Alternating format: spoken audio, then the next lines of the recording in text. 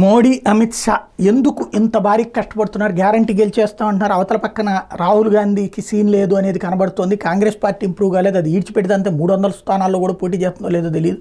అట్లాంటప్పుడు ఎందుకు ఇంత కష్టపడుతున్నారు అంటే కీడించి మేలెంచమంటారు. ముందు కీడు గురించి ఆలోచించాలి. యాక్చువల్గా భారతదేశంలో క్రిందటిసారి భారతీయ జనతా పార్టీ అంత స్టన్నింగ్ మెజార్టీ రావడానికి కారణం ఏంటంటే ఉత్తరప్రదేశ్, బీహారు, కర్ణాటక, మహారాష్ట్ర ఈ 4 రాష్ట్రాల్లో 196 పార్లమెంట్ స్థానాలు ఉన్నాయి.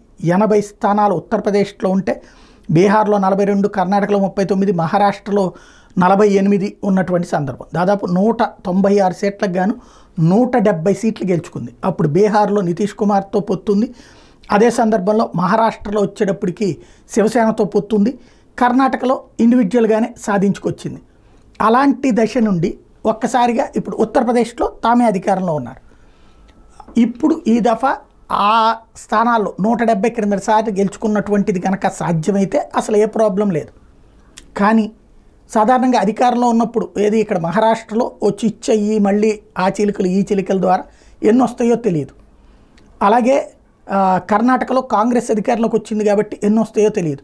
బీహార్లో నితీష్ కుమార్ జంపింగ్ జలానీని వెంట పెట్టుకోవడం వల్ల ఎంత వస్తుందో తెలియదు.